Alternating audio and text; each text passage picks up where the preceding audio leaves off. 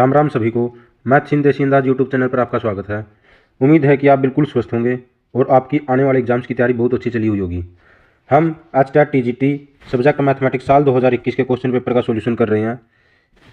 आज हमारा डे 4 है। इससे पहले हमने 3 पार्ट के अंदर 15-15 क्वेश्चन कर लिए हैं और आज हमारा लास्ट पार्ट है।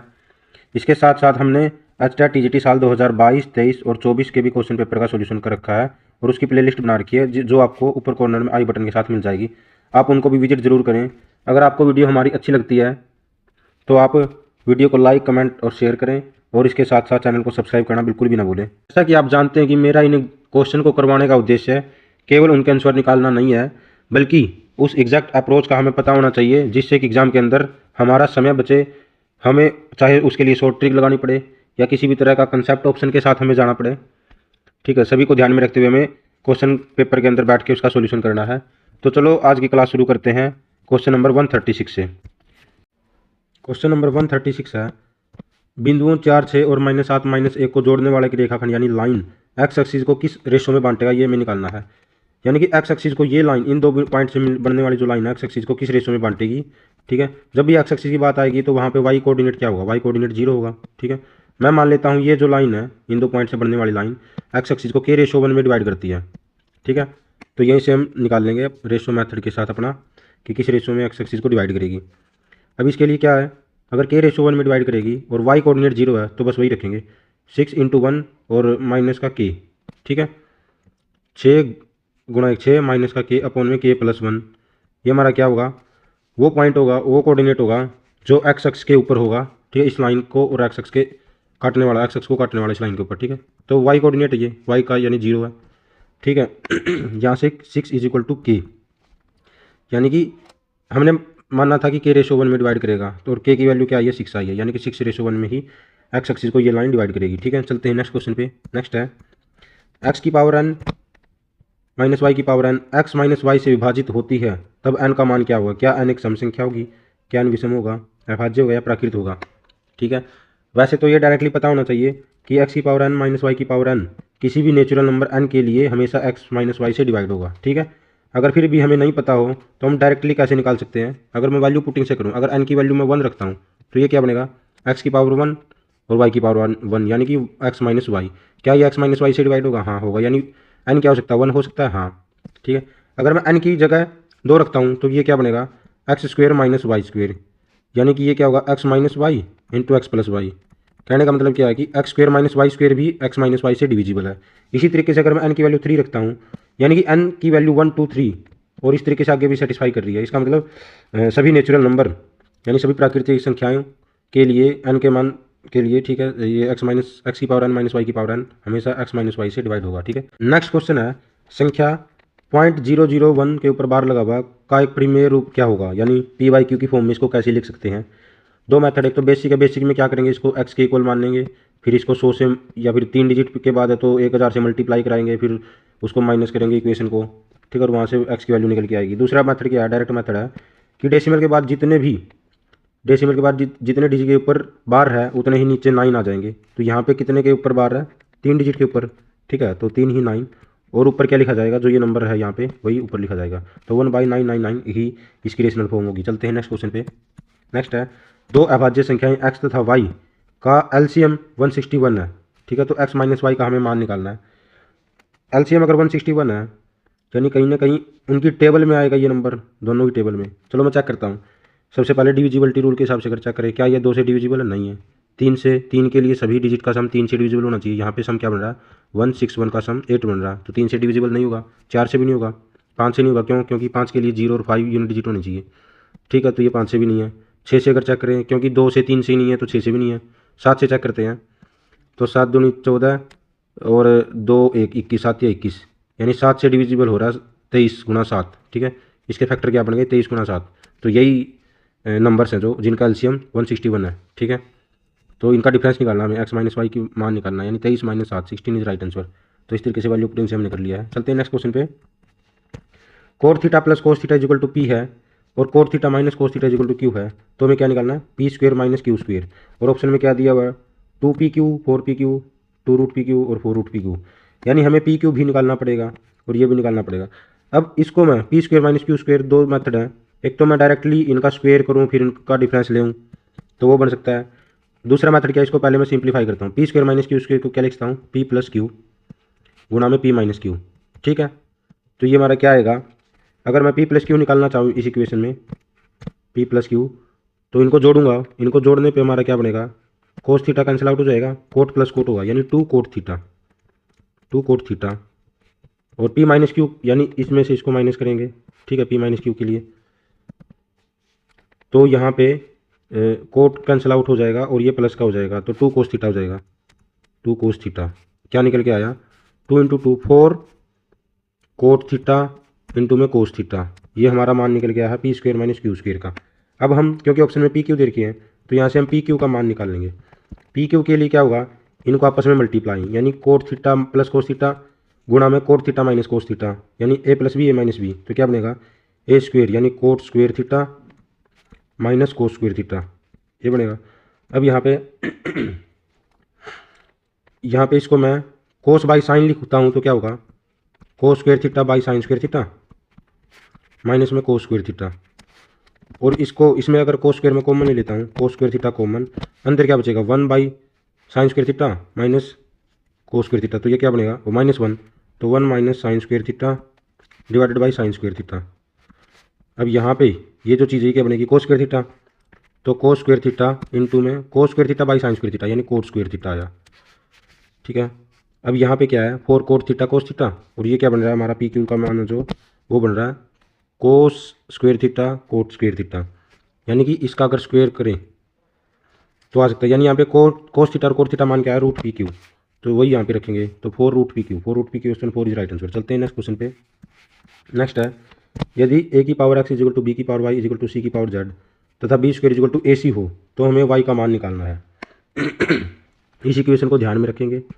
ठीक है, अब जब भी इस टाइप की इक्वेशन दी हुई हो कि ए की पावर एक्स बी की पावर वाई सी की पावर जेड है, तो यहाँ से हम इन सबको किसी थर्ड चीज़ है जो थर्ड वेरिएबल के इक्वल मान लेते हैं, यानी ये सब के इक्वल है। ठीक है, यानी ए की पावर एक्स भी के इक्वल है, बी की पावर वाई भी, और यहाँ से हम क्या निकाल लेंगे, अगर ए की पावर एक्स के इक्वल है तो ए किसके इक्वल आएगा, के की पावर वन बाई एक्स के।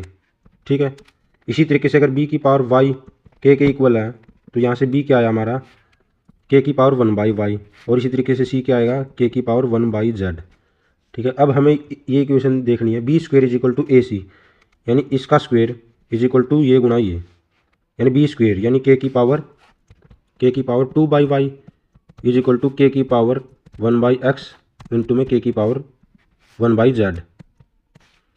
यहाँ से ये बेस सेम है तो ये पावर ऐड हो जाएंगी, यानी two by Y is equal to one by X plus one by Z. यहाँ से हमें y का मान निकालना था, y का मान निकालना है तो इसको यहाँ से देखें तो टू बाई वाई क्या हमारा एक्स जेड, वो एक्स प्लस जेड अपॉन में एक्स जेड। ठीक है, तो y की वैल्यू क्या आई, two X Z upon X plus Z, यानी option first is right answer. चलते हैं नेक्स्ट क्वेश्चन पे। नेक्स्ट है, के किस मान के लिए रैखिक समीकरणों के निकाय का कोई हल विद्यमान नहीं है, यानी पेयर ऑफ स्ट्रेट लाइन हमें दे रखे हैं, तो कोई हल कब नहीं होगा, जब दोनों लाइन क्या हो आपस में पैरेलल हों। ठीक है, जब दो लाइन आपस में पैरेलल होंगी तब उसका कोई हल नहीं होगा, नो सॉल्यूशन। ठीक है, तो उस केस में पैरेलल के केस में क्या बनता है, ए वन बाई ए टू, जो कि ए वन ए टू क्या है एक्स के कोफिशिएंट, इक्वल होंगे B one by B two के। ठीक है, तो अब यहाँ से हमें के का मान निकालना है, यानी एक्स के कोफिशिएंट और वाई के कोफिशिएंट आपस में उनके रेशो इक्वल होंगे। ठीक है, यानी कि थ्री के प्लस वन अपॉन में के स्क्वेयर प्लस वन इक्वल होगा किसके, थ्री बाई के माइनस टू के।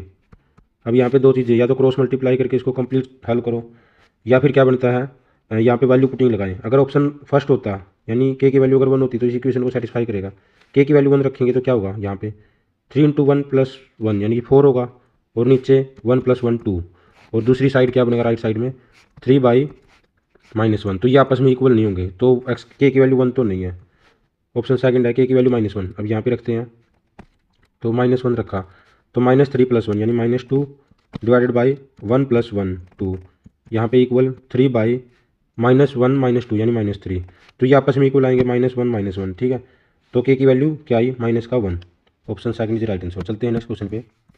नेक्स्ट है, यदि secant alpha plus tan alpha is equal to P हो तो हमें टेंजेंट अल्फा का मान निकालना है। अगर secant alpha plus tangent alpha P है, हमें एक प्रॉपर्टी सीकेंट और टेंजेंट के बीच में रिलेशन पता है, secant square alpha minus tangent square alpha क्या होगा, 1 होगा। ठीक है, यहाँ से हमें पता होना चाहिए। अगर मैं इसको मैं लिखना चाहूँ ए प्लस बी ए माइनस बी की फॉर्म में, तो secant alpha plus tangent alpha गुणा में secant alpha minus tangent alpha, इस तरीके से लिख सकते हैं, ये 1 के इक्वल। ठीक है, अब यहाँ पे secant alpha plus tangent alpha अगर पी के इक्वल है, तो secant alpha minus tangent alpha किसके बराबर होगा, 1/p के इक्वल। ठीक है, क्यों, क्योंकि 1 secant alpha plus tangent alpha के इक्वल होगा ये, और ये पी के इक्वल है, तो ये 1/p आ गया। अब यहाँ से हमें टेंजेंट अल्फा निकालना है, तो मैं क्या करूँगा, इस इक्वेशन में से इस इक्वेशन को माइनस करूँगा, तो ये सीकेंट से सीकेंट कैंसिल आउट हो जाएगा। 2 टेंजेंट अल्फा किसके बराबर आएगा, p माइनस 1/p के, और यहाँ से tangent alpha 1/2 of p minus 1/p, यानी p स्क्वेयर माइनस 1/p, तो p square minus 1/2p is right answer. चलते हैं नेक्स्ट क्वेश्चन पे। नेक्स्ट है, एक समलंब चतुर्भुज की 2 समांतर भुजाएं 60 और 77 दे रखी है, और 2 अन्य जो नॉन पैरेलल साइड है वो 25 और 26 दे रखी है। तो हमें ट्रेपेजियम समलंब चतुर्भुज यानी ट्रेपेजियम का एरिया निकालना है। जो ट्रेपेजियम का एरिया होता है वो क्या होता है, जो पैरेलल लाइंस होती है उनका जोड़, अगर पैरेलल लाइन को A1 A2 माने तो उनका जोड़ गुणा में जो परपेंडिकुलर डिस्टेंस यानी कि हाइट होती है उसका हाफ। ठीक है, यही हमारा एरिया होता है ट्रेपेजियम का। अब हमारे पास पैरेलल साइड तो है, ये हाइट जो d है ये नहीं हमारे पास परपेंडिकुलर डिस्टेंस, ये कैसे निकाल सकते हैं। चलो इसके लिए ट्रेपेजियम ड्रॉ करते हैं। ये हमारा ट्रेपेजियम है जिसमें ये 60 है, ये 77 है, यहाँ पे ये 26 है ये साइड, और ये साइड जो 25 है। अब अगर मैं यहाँ से हाइट ड्रॉ करूँ, यहाँ पे कुछ हाइट होगी, यहाँ पे भी कुछ होगी, ये जो इतनी है क्योंकि ये 60 है तो ये भी हमारा क्या होगा 60। ठीक है, अब यहाँ पे ध्यान देने वाली बात है थोड़ा सा, अगर मैं इस ट्रायंगल को ध्यान से देखूँ और इस ट्रायंगल को ध्यान से देखूँ, यहाँ पे ये 26 है, 26 है यहाँ पे क्या ट्रिपलेट बन सकता है जिसमें 26 आता हो, ध्यान से देखिए, अगर 5 12 13 होता, ठीक है, और ये 13 का मल्टीपल है। ठीक है, इसके लिए क्या होना पड़ेगा, यहाँ पे ये 5 का डबल यानी 10 होगा, और ये जो हाइट है ये 12 का डबल यानी 24 होगी। ठीक है, ये थोड़ी अप्रोच हमें लगानी है। इसको क्रॉस वेरीफाई कैसे करेंगे, क्योंकि ये 10 है और ये 60 है तो ये 7 बचा होगा, और 7 24 25 भी एक ट्रिपलेट होता है, तो यहाँ से मैं कन्फर्म हो गया जो हाइट हमारी वो क्या है 24 सेंटीमीटर है। तो यहाँ पे पुट कर देंगे तो एरिया निकल जाएगा। एरिया क्या होगा A1 + A2 यानी 60 गुणा 60 प्लस में 77 और गुणा में 24 का हाफ यानी 12। अब यहाँ पे सबके यूनिट डिजिट अलग हैं, और यहाँ पे क्या बनेगा 137 गुणा में 12 एरिया, और 2 सत्ते 14 यानी 4 यूनिट डिजिट आएगा। Option number 3 is right answer. चलते हैं नेक्स्ट क्वेश्चन पे।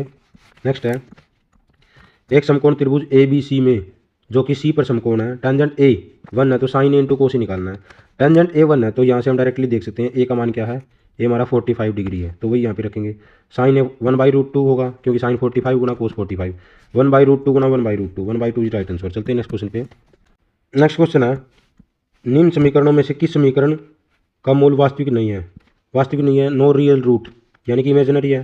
तो इस कंडीशन में क्या होता है, जो हमारा डिस्क्रीमेंट होता है, डिस्क्रीमेंट वो लेस देन 0 होता है। ठीक है, यानी B² - 4AC हमारा 0 है, यही हमें चेक करना किस इक्वेशन में लेस देन 0 है। ठीक है, इसके लिए हम पहले इक्वेशन देखते हैं। पहले इक्वेशन में A की वैल्यू 1 है, B की वैल्यू -4 और C की वैल्यू 3√2 है, तो वही यहाँ पे रखेंगे।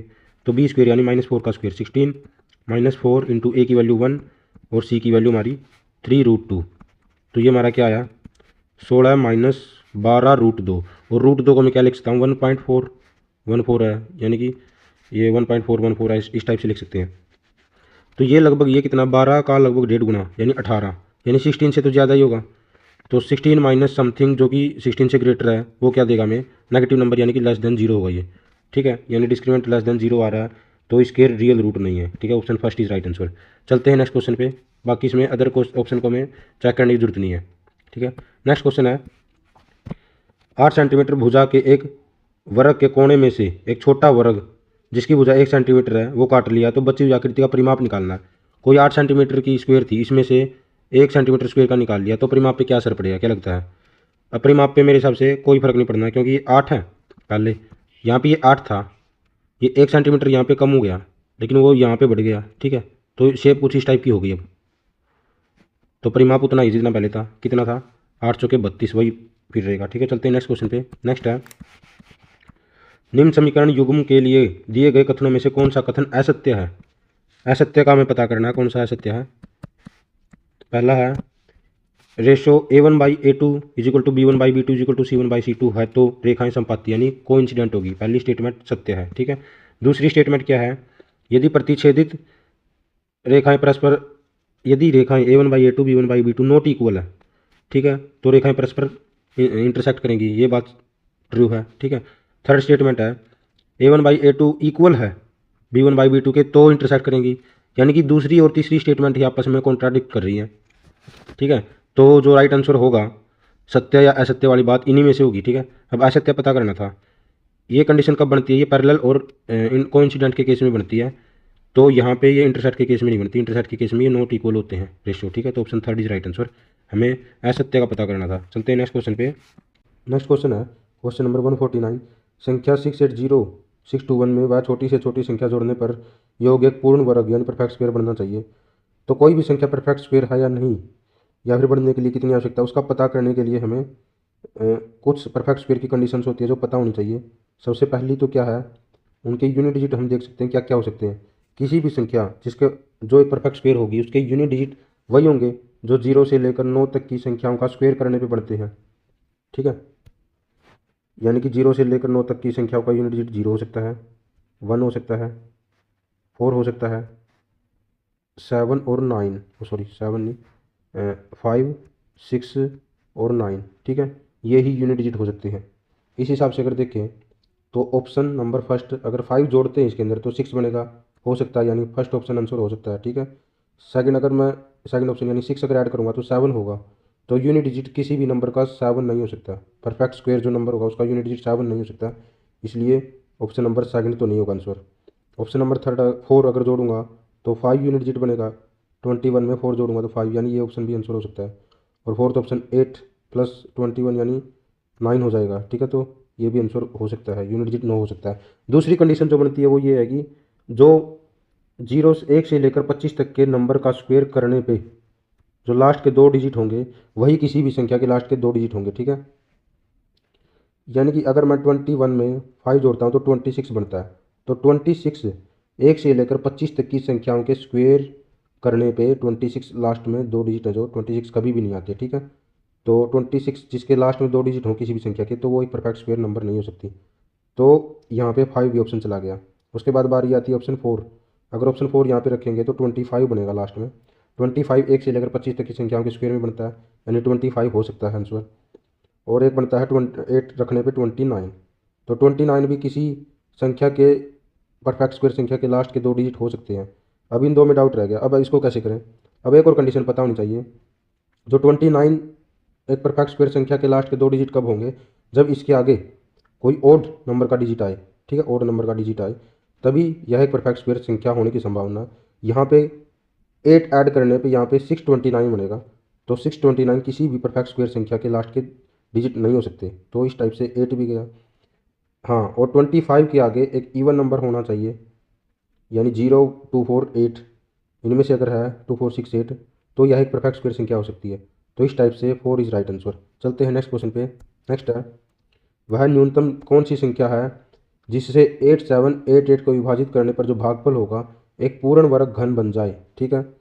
अब सबसे पहले मैं इनको अलग अलग नंबर से डिवाइड करके देखता हूँ। अगर मैं देखूँ 3 से क्या ये नंबर डिवाइड होगा, 3 से डिवाइड होने के लिए क्या होगा, इसके सभी डिजिट का जो सम बनेगा वो 3 से डिविजिबल होना चाहिए। अब 8 या 24 और 7 31, 31 3 से डिविजिबल नहीं है तो यह संख्या 3 से डिविजिबल नहीं होगी।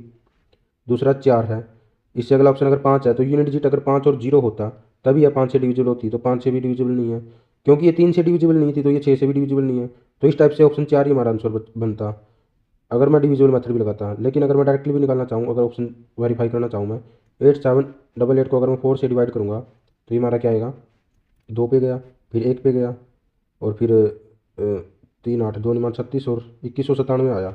2197 हमारा 13 का क्यूब होता है, तो इस टाइप से इसको 4 से भाग करने पर 2197 जो कि एक परफेक्ट क्यूब बना है, ठीक है। ऑप्शन 4 इज राइट आंसर, मतलब option second is right answer. और इस तरीके से हमने एचटेट साल 2021 के पेपर का भी कंप्लीट सॉल्यूशन कर लिया है। अगर आपको वीडियो अच्छी लगती है तो वीडियो को लाइक और शेयर ज़रूर करें और चैनल को सब्सक्राइब करना बिल्कुल भी ना भूलें। धन्यवाद।